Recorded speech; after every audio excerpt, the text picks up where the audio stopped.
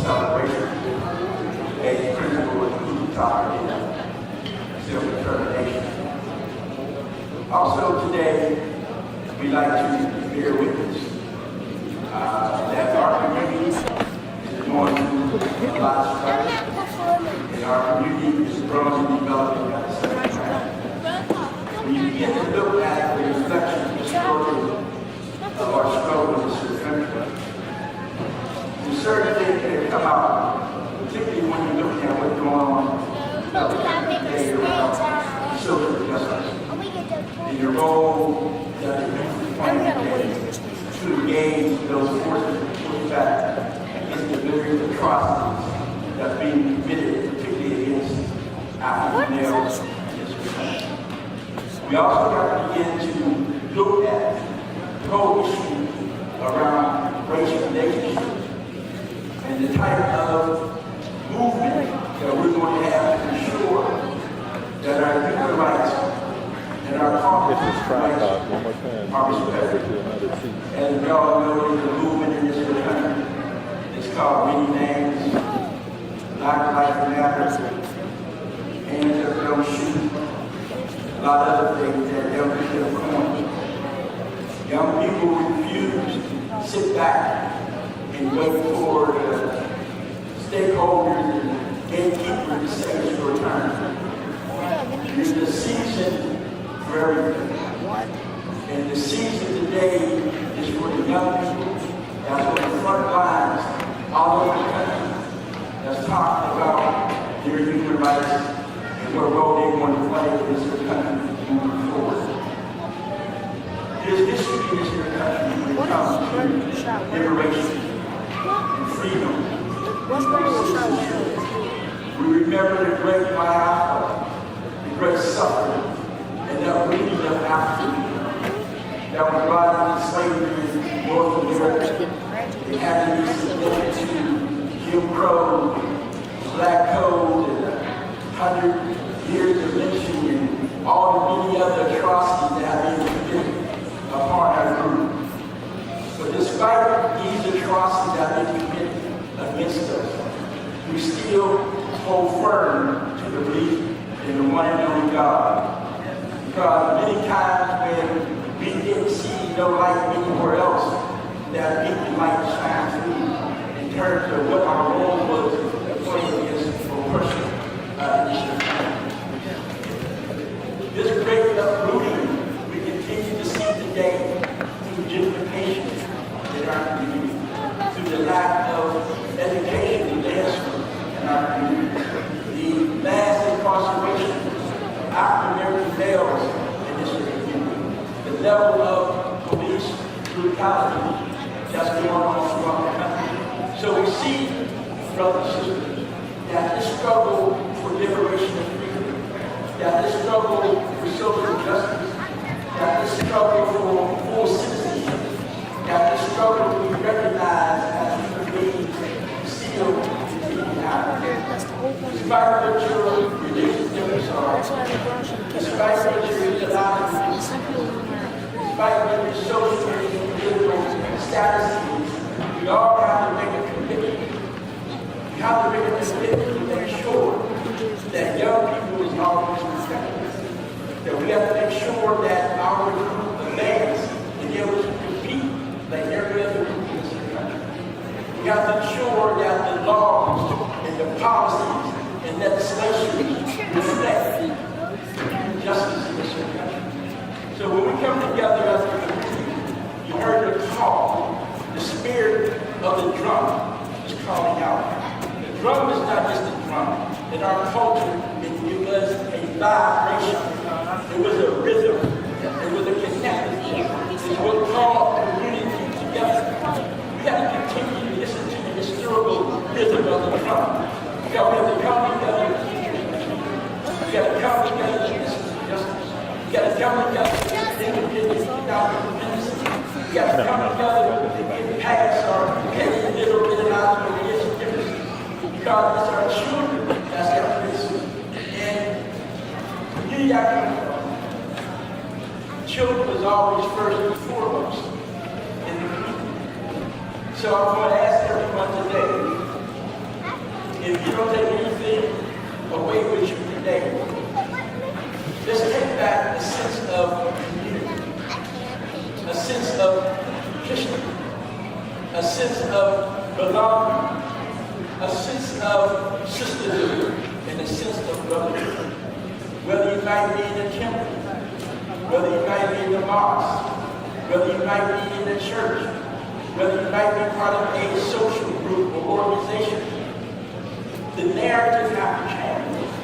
You have to begin to take over the narrative and make sure that narrative begin to talk about full inclusion across the board in this country as we see. And from that, I'd like to make a transition into the next part of our program to talk about some of the brothers that have made transition amongst our ancestors. Again, when we begin to talk about the drum, this legacy that these brothers have left. Years and years of struggle. Years and years to master how to better communicate. Now I can bring up my brother and your brother to talk a little bit about, the brothers that have left us and made transition. And we're going to do a tribute to these brothers. The spirit of the drummers, a tribute to the legacy of the drummers who have made transition to the ancestors.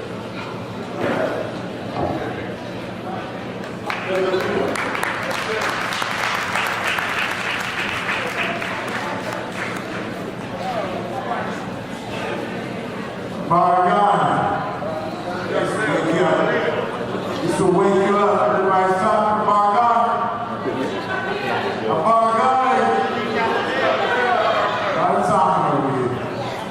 You couldn't hear Brother Assoc tonight as well from talking all over here. I want to listen. We want to talk about the legacy of this memorial circle over here. That's why we're not over here. This is a memorial circle. Some of the pictures are not all in chairs, but I'm going to give you a nice little bit about what's happening. Besides what Brother Rashad said about young folks trying to get it together, we're losing too many of them. Y'all gotta listen, young folks. This is a memorial circle. These brothers have played drums, their legacy and community, behind their experience and put the rhythm out in the village. There's over 500 years of experience right in this circle. Brothers, we have lost 12 brothers within the last 15 years. First of all, speak to Brother Iman Ricard, East Valley. He's the Iman of the Mosque, East Valley, but he came up right here in the community. He was drunk. Came up.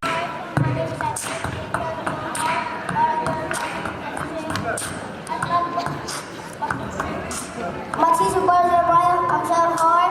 All the girls love me because I'm late. But all the girls love me because I'm so hard. I'm so hard. I like to play. I like to play football. Go on my mind. My mom said yes. I don't think. Love it so hard. Oh my God. So good. All right. Greatest love of all.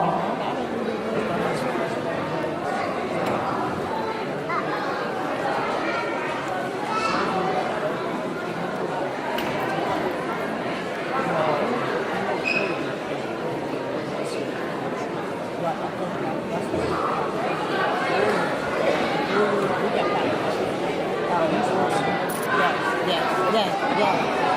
I know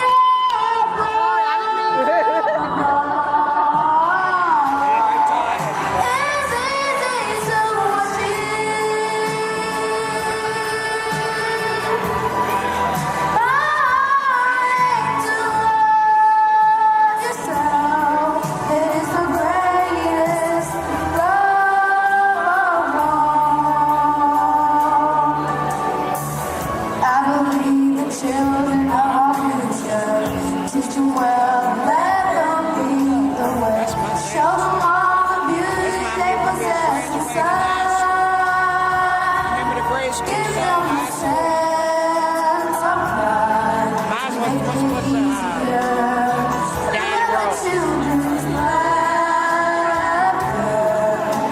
remind us how we used to be. I decided long ago never to walk in anyone's shadows. If I fail, if I succeed, at least I realize I believe. No matter what they take from me, they can't take away my dignity. Because of greatness, love of all is happening to me. Dante. I found the greatness,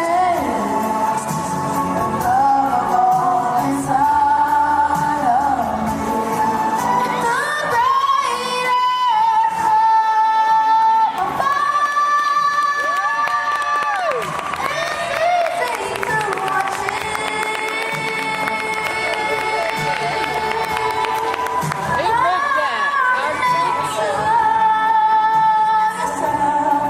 it is the greatest love of all.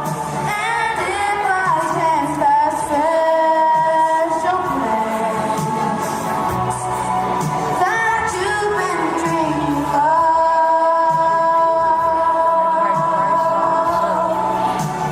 leads you to a lonely place, find your strength in love.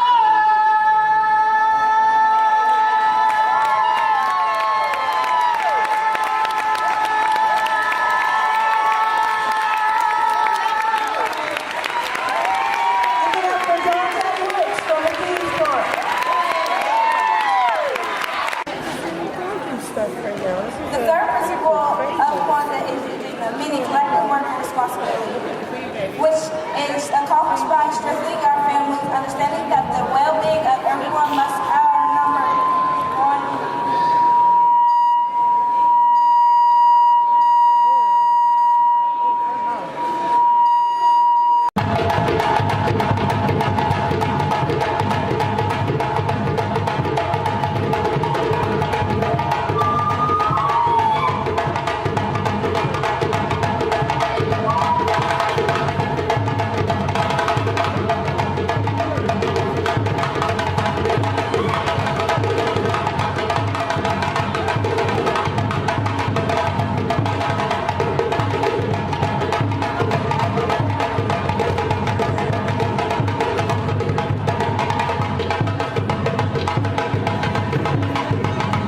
Brothers and sisters, you are presented to you today. That from West Africa. That from diaspora. She's known here in Pittsburgh as Mama K. Let's give her a hand. Mama K, you in for a treat tonight. I do want to say something too. Instead of a diesel circle here, I just find out, I'm from Guinea. But we have to remember something. Guinea is a one small city in Africa. If you ask me what the biggest country in West Africa, East Africa, I would say Nigeria. So, what I did today, since I've been in this building almost 6 years now, I'll be blessed with my brother, my father, Sister Maji, like sister. We need to support people. Today, I bring my daughter, my sister from Nigeria, because what I want to do, I start to feel like this building here is to have to be African Americans, dancing, food, clothing, the Kwanzaa celebration. So thinking like that, we want to bring all Africa to the building. We're gonna try. So Emery, she's a one love American Idol from Nigeria, singing. She been in Pittsburgh for a while. A lot of people know her. She be with me like mom, like sister. But I do try to put something together. These young people, the next legacy by Mama K, can see this young lady to dance, to sing before they dance, before I dance. So today, it's kind of like competition because I am 60. So I love those kind of situations. So, India, Imani, y'all ready? Can y'all come over here first? I don't want to dance with her. Oh, you scared? Oh, you're not scared, right? Okay, she gonna use back plate. She's gonna use the back plate.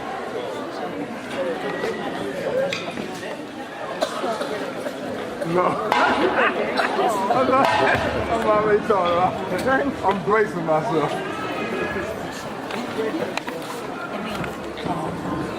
Good evening. Good evening. How are we doing? Good. There's no way I'm gonna compete with Mama K. She's number one.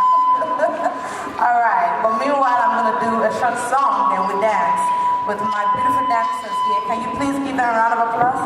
Asia and Nani. Thank you.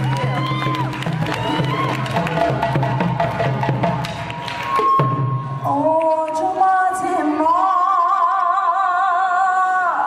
Oh, Jumati Mami. Neo. Oh, Jumati Ma.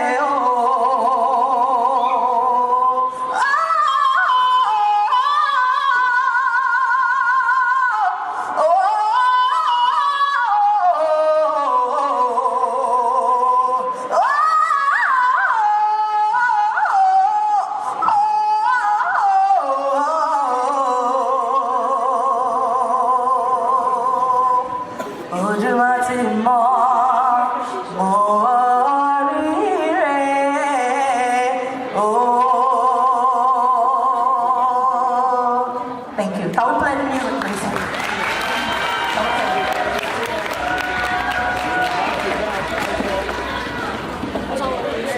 Says a brand new day, and we're all gonna smile. That's the summary of the song. Thank you. This song is dedicated to all my beautiful, all the African women, phenomenal African women. Come on, lady, African woman, lady, phenomenal woman. If you call that woman African woman, no agree. She go say, oh yeah.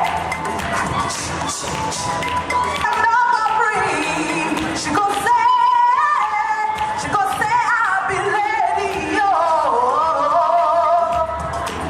Come on. She go say, I'll be lady.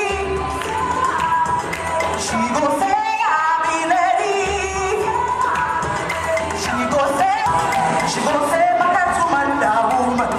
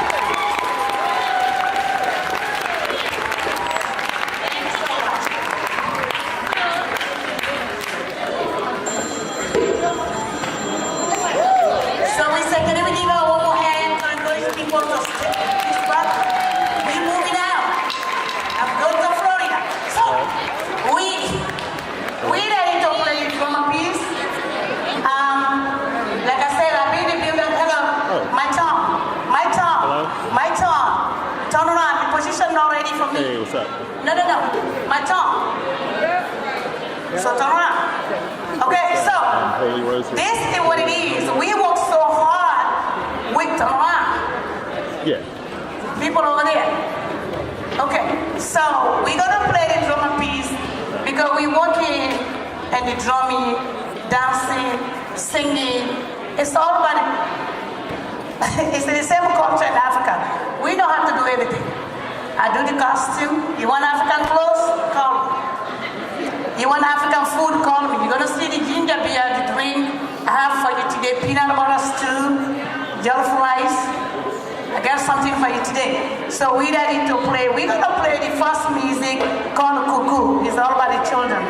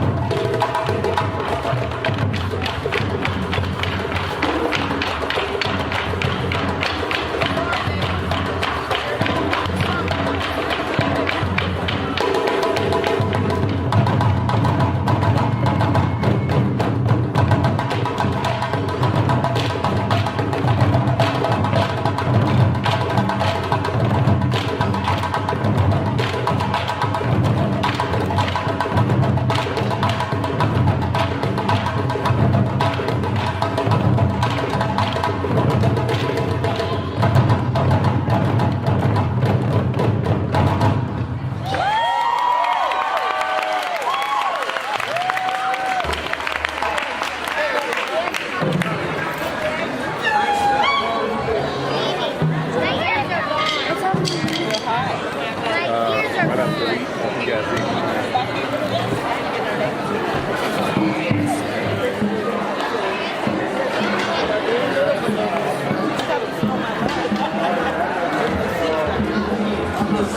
She wants to sit right here.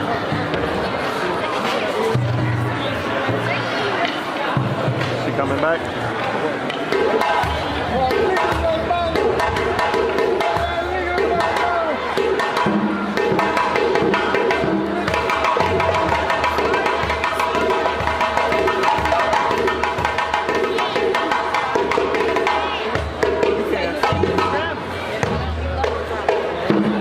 I'm in and out.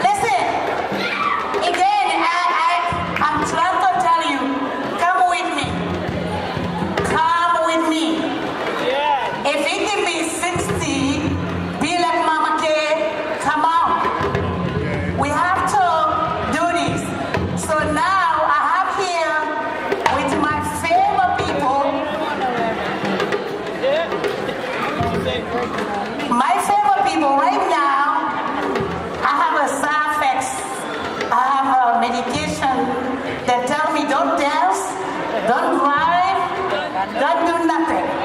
So I think I'm gonna see somebody ready 911 if I go down. And if you don't, you can keep climbing.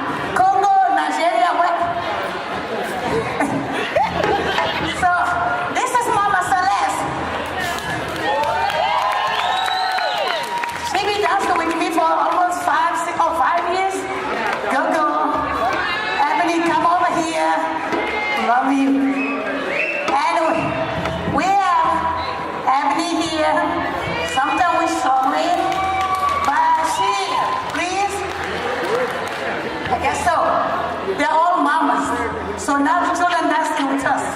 This is the Ebony. I'm saying right. God, Jesus Christ. Assalamu alaikum. Here we go.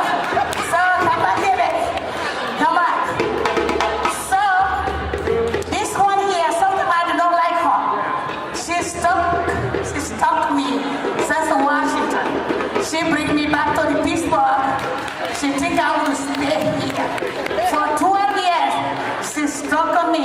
Want to go, Mama? No, you don't have to go. This is a lazy man from Pittsburgh, Pennsylvania. Yo, take your money out. And the mama too. So, another stalker. So, y'all know, very soon I can't be moving no more. I'll be walking like this, but I can scream. So, Chris Bobby, that's all her life. It's a blessing, she thinks she have me, but it's a blessing for me to have them. Can we just come together to dance? Also, Sunday, we practice in the Sankofa village, beautiful place. You don't have to pay. Brother Shabaka, get us the beautiful space. That's why I bring the ginger beer for you today. Come Sunday, 3 o'clock, bring any children. We would help them from 5 years old. We would help them to dance. I can be here forever. So this is Christopher Brown. Merci, madame. So I have so many people here today. Nicholas from North Carolina, Kakalaka, Florida, whatever he want to call himself. I take Nikki from North Carolina, loving me with his heart, with his hard work. I'm knocking him with my stick, but I guess he kept me here in Pittsburgh since 2012, so he returned back. He's gonna help the children. We need to bring them out. Bring the children out. That's what I can tell you. And now, this is it. Unkabile means susu, like the Jamori. She's from Nigeria, but we're from Africa, that stuff. But we all from Africa. Me too,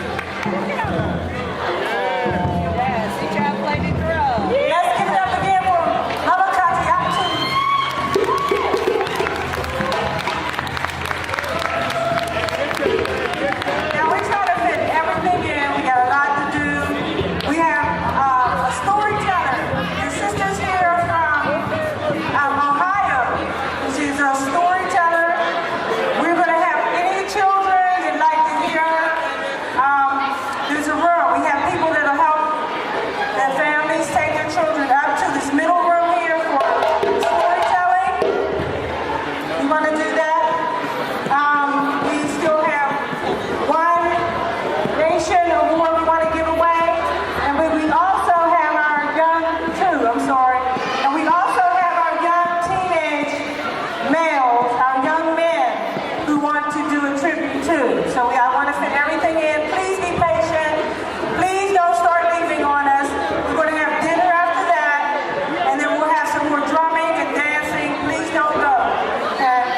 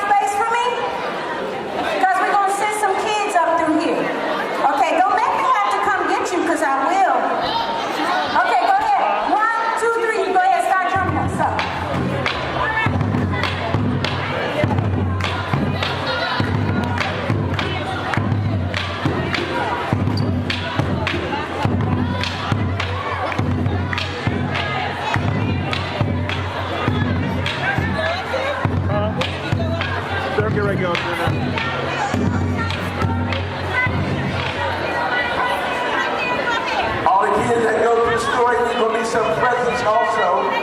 Presents. It's all the children, all the young kids here.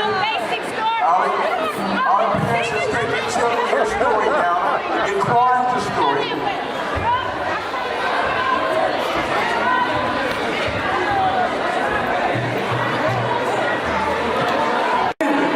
So please give them your attention. That's part of what we do here at CEA. Some of these children here have been, don't stress. Some of our youth have been here with us for a number of years, have grown up in the program, and so we want to continue to acknowledge them, continue to help them grow as young adults, be able to do public speaking, which they're working on. So please be patient. Thank you.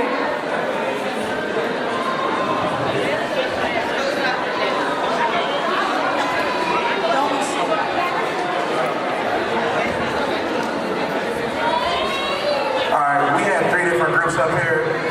We have Brother Rashad's group, which is the Zulu Kings. We have my group, which is the Moorish Empire, also the African American Leadership Institute, and we have Sister Carla's group, all the teenage girls in our program. So please bear with us as we do a couple poems, and also we speak about what Kwanzaa means to us.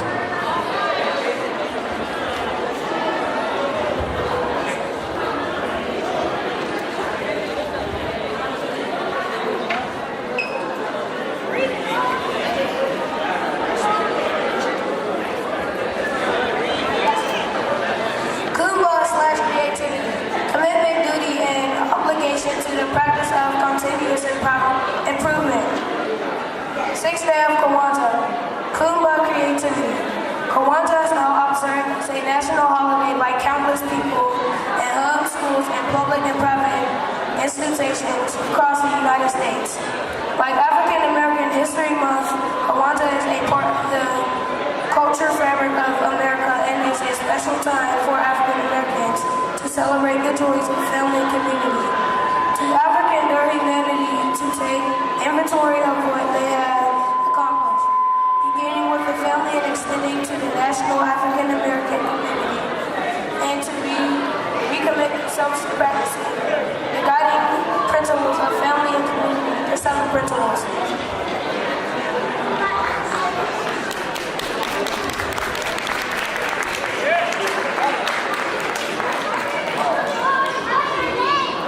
The 6th principle, continuous improvement.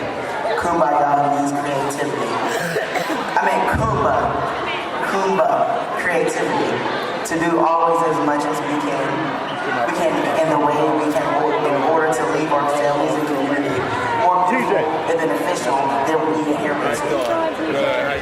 The sixth principle of Kwanzaa relates to the building and development of our creativity potential. It involves both aesthetic and material creations. It is essential that creativity be encouraged in all aspects of African American culture. It is through new ideas that we achieve higher levels of living and a greater appreciation of life. Each family member should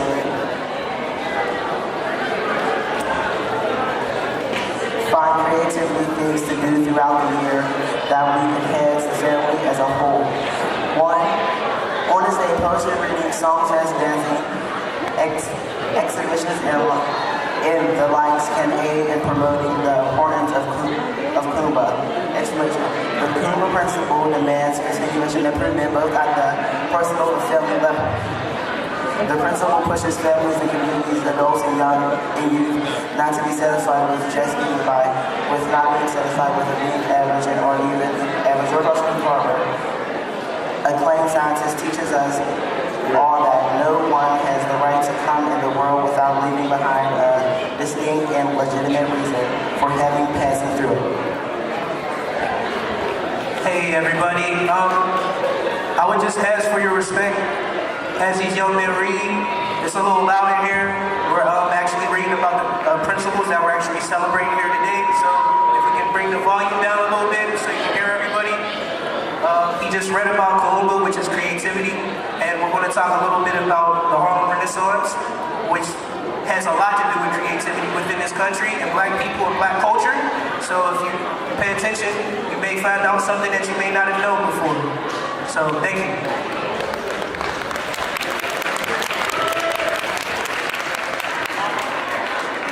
The Harlem Renaissance, originally called the New Negro Movement. The Harlem Renaissance was a literary and intellectual flowering that fostered new black cultural identity in the 1920s and 1930s.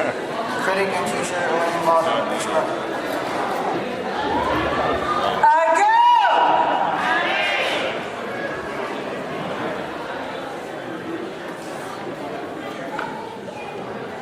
Thank you.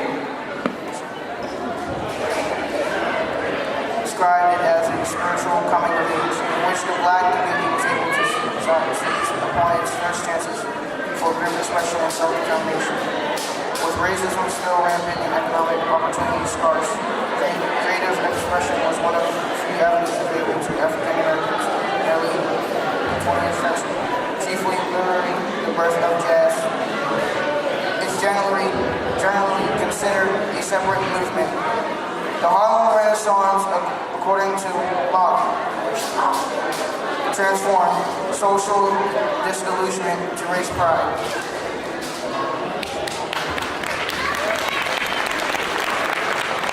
Perfect timing. The timing of this coming age was perfect. Since the years between World War I and the Great Depression were boom times for the United States, and jobs were plentiful in cities, especially in the 1920s and 1930s. Almost 750,000 African Americans left the South, and many of them migrated to the urban areas in the North to take advantage of prosperity and the more racial tolerant environment. The Harlem section of Manhattan, which covers just 3 square miles, grew nearly 175,000 African Americans, turning the neighborhood into the largest concentration of black people in the world.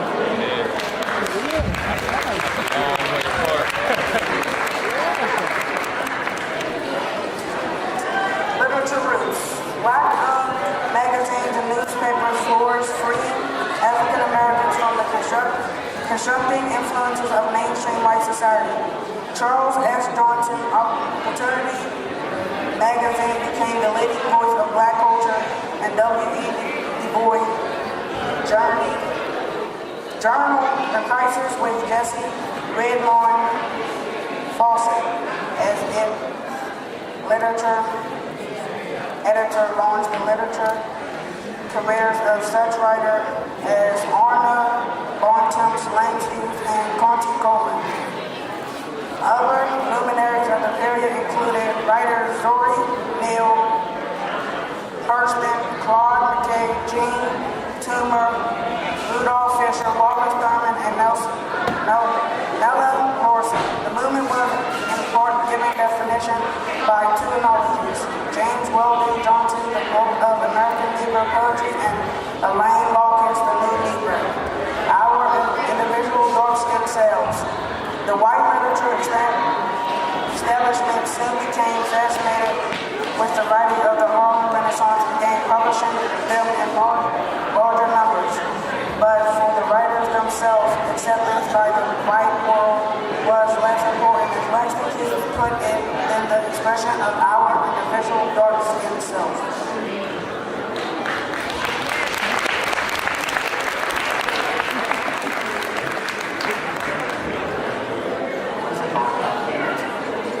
I'm reading a poem by Langston Hughes. I too sing America. I am the darker brother. They send me to eat in the kitchen. When company comes, but I laugh and eat well and grow strong. Tomorrow I'll be at the table. When company comes, nobody will dare say to me, eat in the kitchen. Then, besides, you'll see how beautiful I am and be ashamed. I too am America.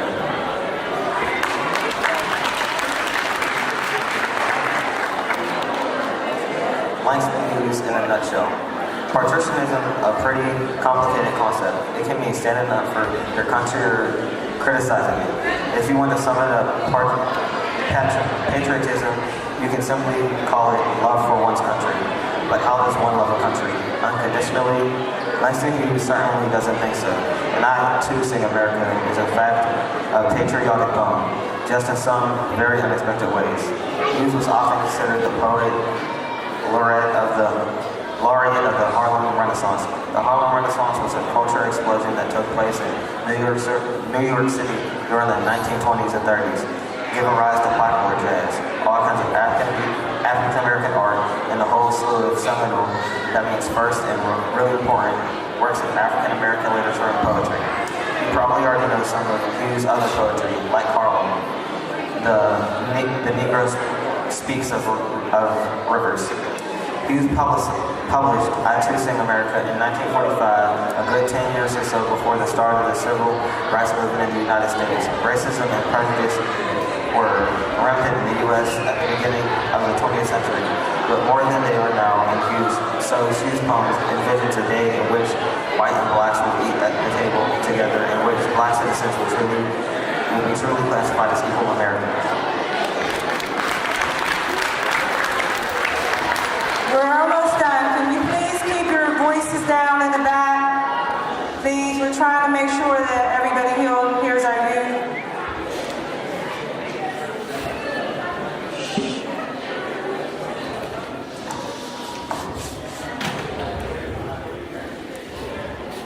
What Kwanzaa means to me is to have self-determination, meaning believing yourself, building yourself as a woman or man, to define yourself, like have a definition of your own self and being happy with it. You do those things by accepting yourself from inside and out, from head to toe. Building yourself like being mature, defining yourself like thinking and believing what you want.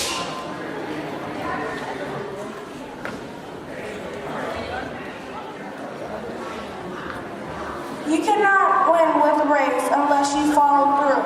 You cannot blame the others for it. All depends on you.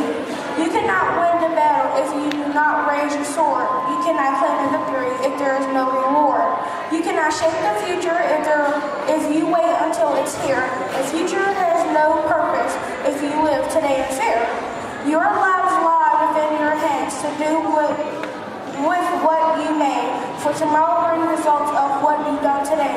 The choices that you make today reflect the life you seek. But first of all, the seeds are sown before the gardener reaps. The future's like a lump of clay. You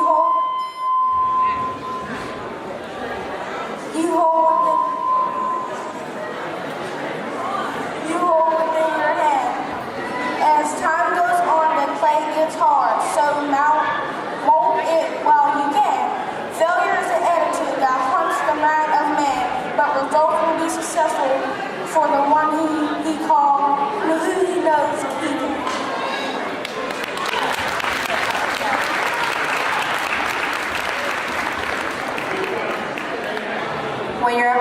trouble, meet us squarely face to face. Lift your chin and set your shoulders. Plant your feet and take a brace. When it's vain to try to dodge it, do the best that you can do. You may fail, but you may conquer. See it through. Black may be the clouds about you, and your future may see grown. Well, don't let your nerve desert you. Keep yourself from fighting turn. If the worst is bound to happen, in spite of all that you can do, running from it will not save you. See it through. Even hope may seem futile when with troubles you're beset, but remember you are facing just what other men have met. You may fail, but fall still fighting. Don't give up whatever you do. Eyes front, head tight to the finish. See it through.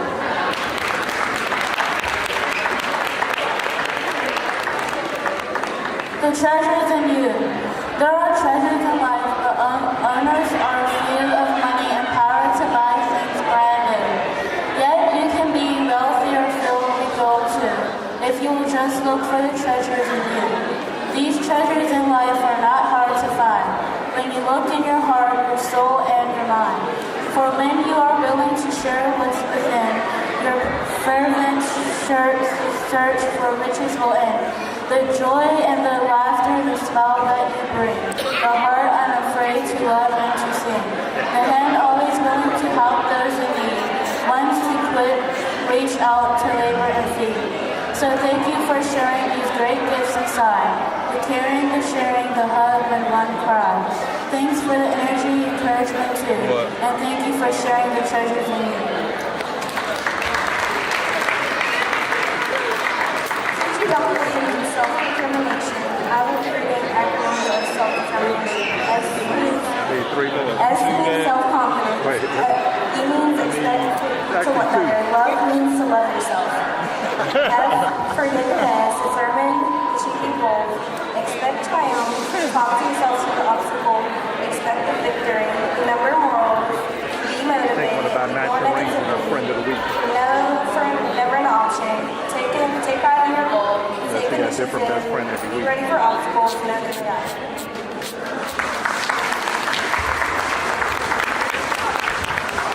All right, let's give our teams a hand, please.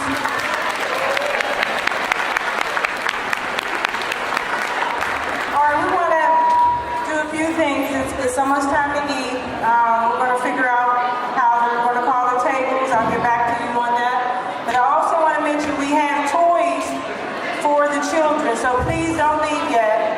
We're going to work that out. We also, please, I don't know if everybody's gotten a chance to go around and support the vendors.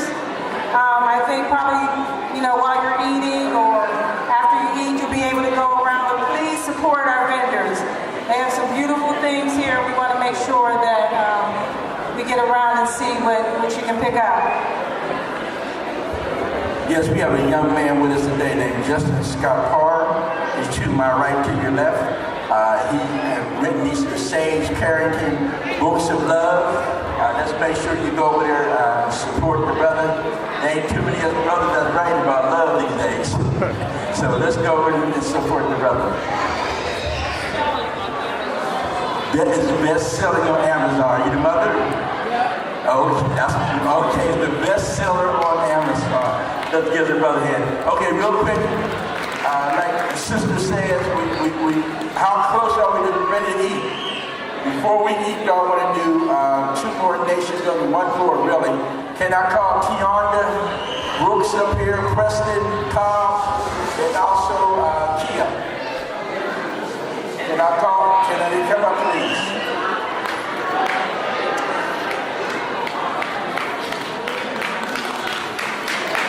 And while we're waiting, I want to give a shout out to Minister Farrakhan, representative here in Pittsburgh, Minister Victor Muhammad. Let's give him a hand. Mr. Victor Muhammad, representative of Minister Farrakhan, with us in Pittsburgh. And definitely some of the brothers and sisters that's here today from the nation, doing a great job, been doing a great job for many, many years on the ground. While we're waiting, here is Mubarak in the house. Brother Coach Mubarak, are you here? There's a couple of folks that we have some awards for. Kia, come on up, please. I'm trying to wait. This is going to be a special Nation Building Award because I'm going to be giving to Brother Rashad's children. And I'm going to explain to y'all why I'm giving my children a Nation Building Award. This is my son. Come on over, my son, President. Y'all didn't know Brother Rashad had a son this old, did y'all? Yeah, I know. I'm keeping it right in the gym, see. I take care of myself. Where's he on that? Martel, come on over here too. Martel Covington. Where are my grandchildren at? Where my grandchild? Where my grandson at? Where's Jaffa at? Come on up here. Where's the Margie at? Now I decided, you know, each year we be weighing who in our community had made the type of sacrifices and commitment to the advancement of our people through nation building. And when you begin to look at who makes up the First Nation, who makes up society and its family, so the very foundation to nation building, the very foundation to community building, institution building, your family, am I right? Some of the reasons that we see what we see in our community today is because we need to put more references and more work when it comes on building our family. Margie, come on up here also. This is my wife. Give my wife a hand. Hard working sister. You know, oftentimes, you know, you see a lot of work that I have done, see the newspaper or the radio or what have you, and it kind of look like I'm running this here show single-handedly. But I want to, you know, for those of us that's in this here movement for social change have made great sacrifices when it comes down to really being here at the emotional level for our children. And I'm sure my children got a lot of stories about them. We're going to talk about that today. Where maybe your father could have been there for them a little bit more than I was. Me and my son really get a chance to really know one another until we were grown. But guess what? It's never too late to reconnect to your children. It's never too late. Despite relationships, despite what you might have been through in your life, when it comes down to it, it's family, man. So this year, I want to acknowledge 3 of my children. The rest of my other children have been acknowledged, my wife has been acknowledged. But I really want to acknowledge the whole family because, you know, we're like a wheel. You know, and all the cars got to be working together. And I also want to say, the first 3 people in our Rites of Passage program was my children. I mean, we used to put them in the truck, put the dog in the truck, and I was telling them, we like gypsies. Poor kids, 6 years old, 5 years old, sleeping up at the table while we have the meetings for 3 or 4 hours. When we had the first community garden, I know some of y'all think other folks about the gardens in the homewood. The first community garden, we get libations in the garden. It was our children that had to go out there and weed those gardens. Maybe to this very day, don't say garden to them. But they would weed and hoe and everything in them gardens.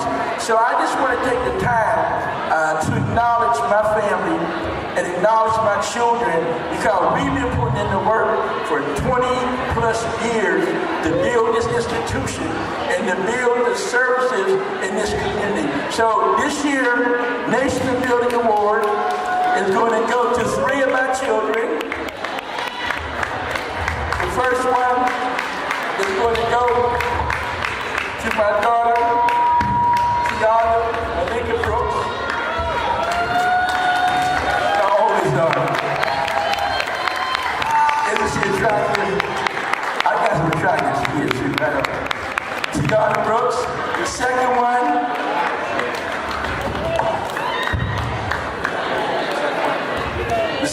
is going to go to my second youngest daughter, Kia Brooks.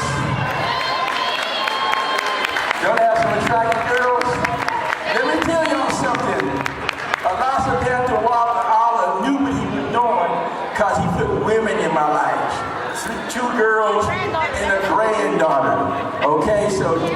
when you're a man, matter of fact, I'm too short of paradise. In the Quran it says if you raise 5 daughters, you're automatically going to paradise. So I got like at least 3 of them that I raised. I'm partially there. I feel really blessed. And the last one, ain't nobody worked hard than this brother right here. Nobody worked hard than this brother. You see him in our trucks. You see him doing landscaping. You see him doing security. You see him doing construction. You see him doing security for his booth. And matter of fact, don't say nothing about this here brother's father. Brother Preston Cobb.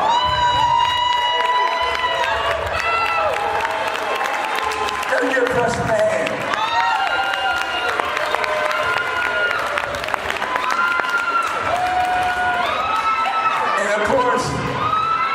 Extended family as you hear in the audience. My mother, stepfather, raise your hand over there. Preston's mother, raise your hand over there. Mrs. David Margie, our mother, raise your hand over there. Mimi, the wife, raise your hand over there. So, not only are we talking the talk, we're walking the walk when it comes to family. The first teacher of the children is who? Is us. We are the first teachers of the children. So I'm saying that you, again, don't take anything away here with you tonight. Make sure that you reach out and hug your child. Make sure you let your child know that you love them. And if you don't have a child, reach out to another child. Because something very simple as opening up and telling the young person that you love them can change that young person's life. I want to thank you. Let's give a hand. Brother Rashad's family. Real quick, I see another young man that's in the audience. He just came in. We're eating after this one for sure. This brother I met some years ago, and I'm going to tell this story. Where you at, Brother Justin? Here you go, Ray. I got to tell you a story. I got to tell you a story. This young man was one of the young men that I met way back in the 90s. And y'all remember, who all remember how it was in the 90s? It was really rough out here. And I met this here brother, unfortunately, he had got shot. And I'm sure that hot lead changed his life because he ain't looked back since then. And I want to give him a nation building award because he's one of those brothers. Not only did he change his life, but he had become an example for other black men on the wrestling. Now, there's not a lot of black kids that wrestle. So this brother, up his leadership, I've seen him raise in and bring in black children that he's got, including my grandson. And when he's on that mat, he's serious. Matter of fact, I think his son is rated, in terms of nationally as a wrestler. So I want to bring good brother Justin to the front here. Come on, Justin. Let's give him a hand. Because a lot of brothers, he's not no longer here.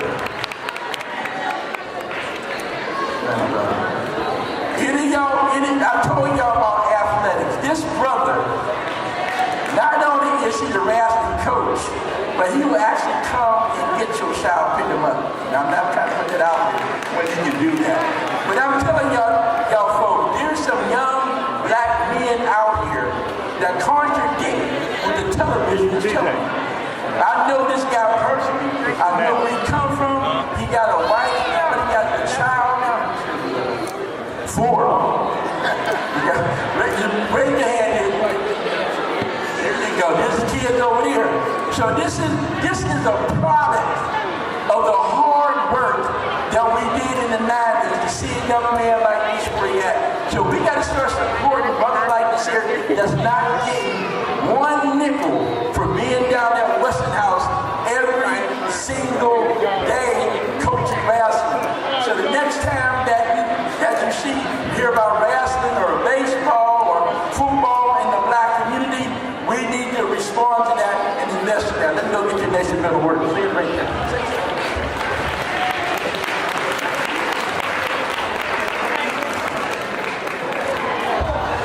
Thanks, I appreciate it.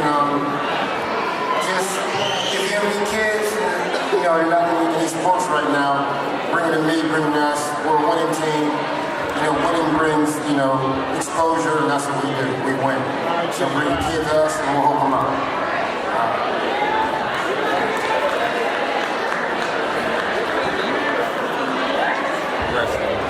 We have Brother Justin's award in the back room, so we're going to give it to him. Let's give him a hand, Brother Justin. If you got a child on one of the rounds, so make sure you get with him before you leave. Are we ready to eat yet? We ready to eat? Okay, we want to put a shot out for Tanya. She can get, all right,